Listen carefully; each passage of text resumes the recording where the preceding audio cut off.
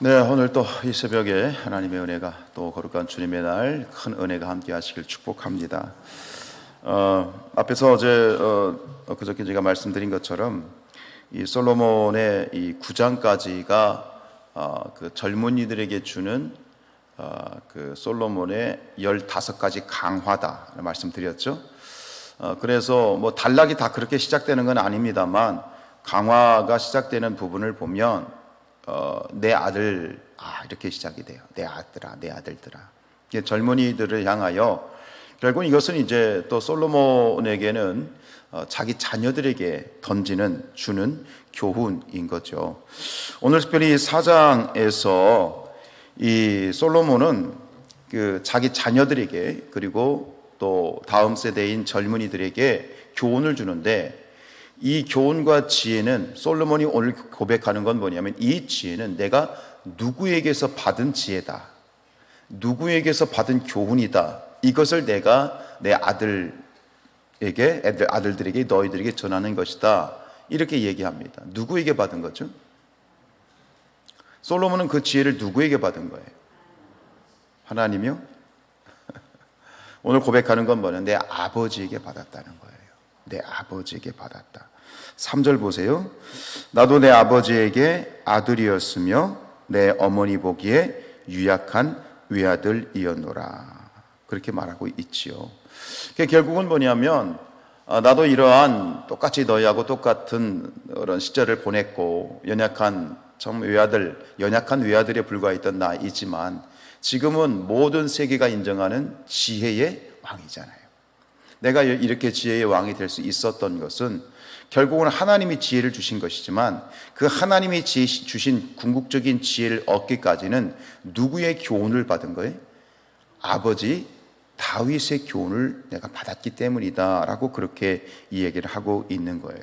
그리고 이 솔로몬은 결국은 이 자녀들에게 그리고 젊은이들에게 얘기하는 건 뭐냐면, 결국 1절로 9절, 오늘 이제 이 4장이 두 가지 단락으로 나누어지는데 1절로 9절이 한 단락이고 후반부는 10절 이후인데요.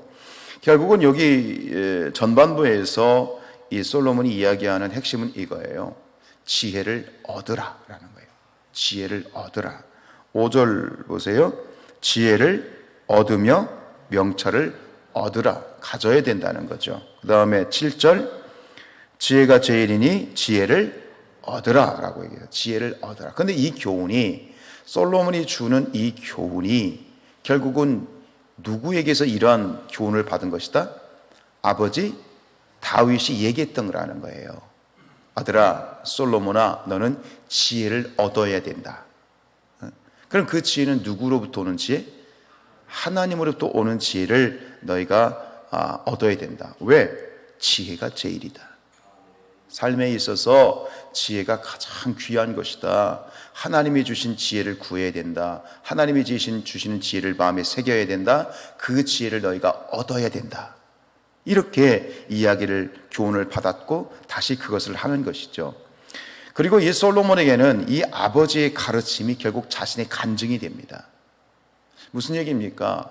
솔로몬이 모든 사람들 중에 가장 최고의 지혜의 사람이 될 수 있었던 것은 하나의 사건이 있었죠. 기억하십니까?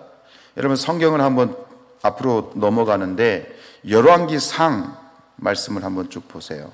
열왕기상 3장. 우리가 아는 것처럼 이 솔로몬이 이처럼 지혜의 왕이 될 수 있었던 것은 아버지 다윗의 가르침, 즉 지혜를 얻으라, 지혜를 얻어야 된다, 지혜가 최고구나, 나는 지혜를 얻어야 되는구나 라고 하는 마음이 계속 있었단 말이에요. 근데 결국은 그 지혜를 구하는 사건이 있었죠. 그죠? 솔로몬의 일천 번제의 사건이죠. 열왕기상 3장 4절로 우리가 쭉 한번 읽어봅시다. 3장 4절부터 시작. 이에 왕이 제사하러 기브온으로 가니 거기는 산당이 큼이라. 솔로몬이 그 제단에 1000번제를 드렸더니 기브온에서 밤에 여호와께서 솔로몬의 꿈에 나타나시니라.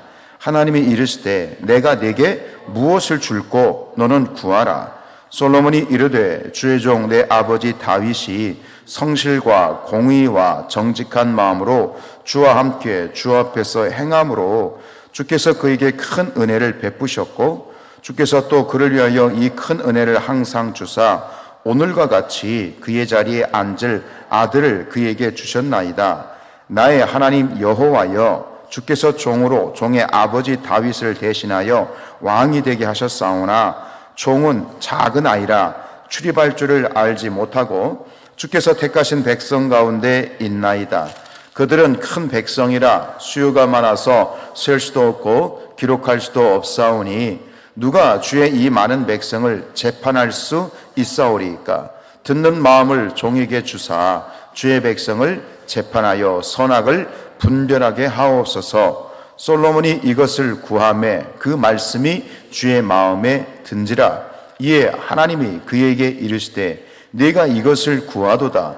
자기를 위하여 장수하기를 구하지 아니하며 부도 구하지 아니하며 자기 원수의 생명을 멸하기도 구하지 아니하고 오직 송사를 듣고 분별하는 지혜를 구하였으니 내가 내 말대로 하여 내게 지혜롭고 총명한 마음을 주노니 내 앞에도 너와 같은 자가 없었거니와 내 뒤에도 너와 같은 자가 일어남이 없으리라. 내가 또 네가 구하지 아니한 부귀와 영광도 내게 주노니 내 평생의 왕들 중에 너와 같은 자가 없을 것이다. 지혜를 구하라 말이죠. 지혜를 얻으라. 솔로몬에게 일평생 다윗이 교훈했던 내용이 아들아, 부도 좋고 장수도 좋고 영광도 좋지만 너는 지혜를 얻어야 된다. 하나님의 지혜를 얻어야 된다. 그게 계속 마음에 새겨져 있다가 결정적으로 이 솔로몬이 1000번제를 하나님께 드렸을 때 하나님이 나타나셔서 물으셨어요. 네가 뭘 원하느냐? 그때 다른 거 구하지 않았어요. 오늘 하나님 말씀하신 것처럼 저에게 큰 부를 주십시오. 큰 강력한 왕권을 주십시오. 장수를 주십시오. 구하지 않았어요. 딱 하나를 구했어요. 왜 그럴까요? 왜 이렇게 반사적으로 나왔을까요? 누구의 가르침이 있었기 때문에? 아버지 다윗의 가르침이 있었기 때문에. 결국은 아이들 잔소리 싫어하지만 아이들은요 부모님의 진지한 잔소리로 크는 겁니다. 끊임없이 아이들에게 마땅히 해 주어야 될 말을 해야 되는 거예요. 뭐 라떼니 무언니 물론 말을 할 때 지롭게 해야 되지만 그러나 결국은 이 귀에 딱지가 붙은 거예요. 솔로몬이 귀에 굳은 살이 박힌 거예요. 지혜구나, 지혜가 중요하구나. 그러다가 하나님이 나타나셔서 너 뭘 원하느냐 했을 때 그냥 반사적으로 튀어나온 거예요. 하나님 지혜를 주십시오. 지혜를 주십시오. 오늘 이 부분을 통해서 우리가 하나님 앞에서 좀 진지하게 생각해야 되는 건 뭐냐면, 여러분 우리의 자녀들이 그리고 손주 손녀들이 하나님 앞에서 솔로몬과 같은 지혜로운 그런 사람이 되기를 원하십니까? 그렇다면 우리 자녀들에게 우리가 남겨줘야 될 최고의 유산이 뭔가 말이죠. 그것은 결국 우리가 하나님을 경외하는 삶을 보여줘야 돼요.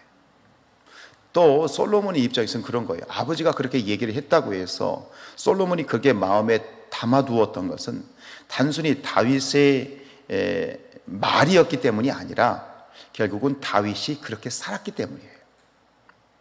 자녀들은 부모가 무엇을 원하는지, 무엇을 좋아하는지를 압니다.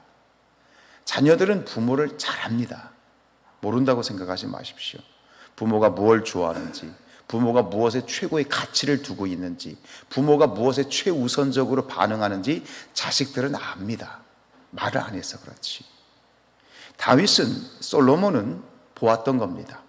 아버지가 하나님의 지혜를 그렇게 얻어야 된다고 말하면서 동시에 아버지인 다윗은 평생 그렇게 살았기 때문입니다. 그리고 그런 삶을, 축복된 삶을 받은 것을 솔로몬이 보았기 때문에 아버지의 말을 진지하게 받았던 것입니다. 우리 7절, 8절 다시 읽어볼까요? 시작.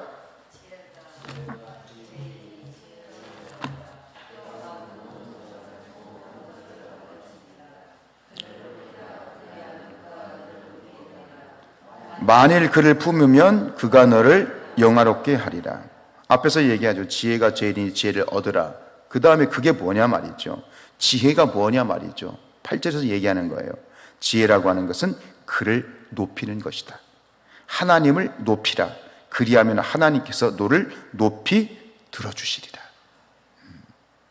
여러분, 우리가 자녀들에게 남기고 싶고 주고 싶은 건 많지만 다른 것 다 주어도 이거 주지 못하면 실패한 거라고 저는 생각합니다. 많은 재산, 유산 좋죠. 자녀들을 위한 밑거름이 되니까요. 그러나 가장 중요한 건 뭐냐면 하나님을 경외함. 똑같이 우리가 다윗이 솔로몬에게 했던 것처럼 우리가 이것을 분명히 얘기해야 됩니다. 아이들이 듣기 싫어한다고, 자녀들이 귀찮아한다고 우리가 해야 될 말을 하지 않으면 직무유기입니다. 결국 우리의 자녀들이 하나님으로부터 멀어지면 하나님으로부터 멀어진 자녀들의 결론은 뭐죠? 멸망입니다. 자녀들이 멸망하는 것을 원하는 부모는 아무도 없습니다. 그런데 오늘 우리가 자녀들에게 마땅히 해야 될 말, 듣기 싫어도 해야 될 말이 있습니다. 지혜를 얻으라. 하나님을 경외하라. 근데 요즘 이렇게 보면 좀 마음이 안타까운 건 뭐냐면 아이들이 싫어한다는 이유로 해야 될 말을 하지 않습니다. 반드시 해야 될 말이 있습니다. 하지 않는 것 같아요. 여러분, 우리 자녀들에게 절대로 양보하거나 타협하지 말아야 될 것을 가르쳐야 됩니다. 네, 아멘하기가 힘드신가 봐요. 그냥 자녀들이 이렇게 신방을 하고 얘기를 하다 보면 자녀들이 뭐 무탈합니다. 건강하게 잘 지냅니다. 좋습니다. 그걸로 끝이 나요. 근데 그 다음은 가지 않아요. 자녀들이 하나님 믿고 천국 백성이 되는 것에 대해서는 그렇게 진지하게 생각하지 않는 분들이 많더라고요. 정말 하나님을 믿으십니까? 천국을 믿으세요? 지옥을 믿으세요?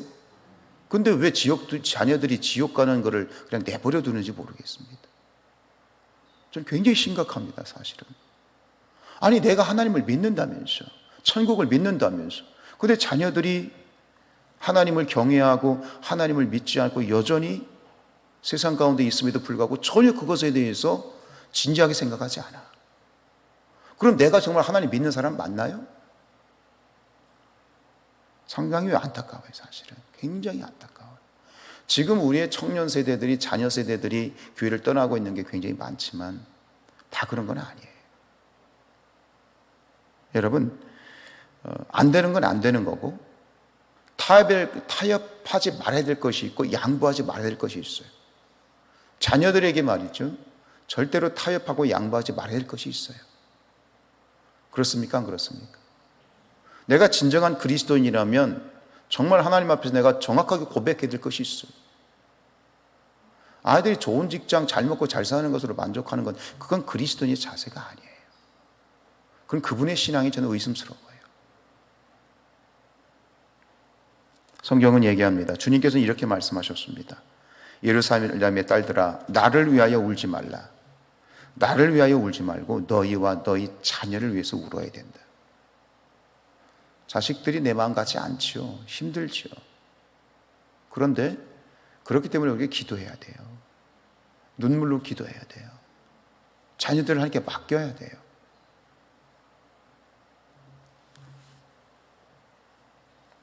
오늘 우리 성산교회가 자녀들의 어떤 신앙과 그들의 믿음 언젠간 오겠죠.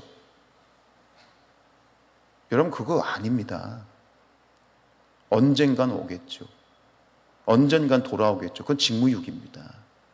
왜 지금 아무 말도 못 하십니까? 왜 정확하게 진지하게 얘기 안 하십니까? 회피하는 겁니다. 서로 골치 아픈 얘기 회피하는 겁니다. 말 안 하겠다는 겁니다. 에휴, 기도하면 되겠죠. 기도해야죠. 근데 내가 해야 될 일이 있어요. 정확하게 가르쳐야 됩니다. 훈계해야 됩니다. 귀에 딱지가 붙도록 말해야 됩니다. 결국요, 그 부모의 거룩한 진지한 잔소리가 우리의 자녀의 삶을 생명으로, 구원으로, 천국으로 인도하는 것이라고 저는 생각합니다. 잠언서 22장 6절에 마땅히 행할 길을 아이에게 가르치라 그랬어요. 기억하십시오. 마땅히 행할 길을 아이에게 가르치라. 가르쳐야 됩니다. 아멘입니까? 기도하겠습니다.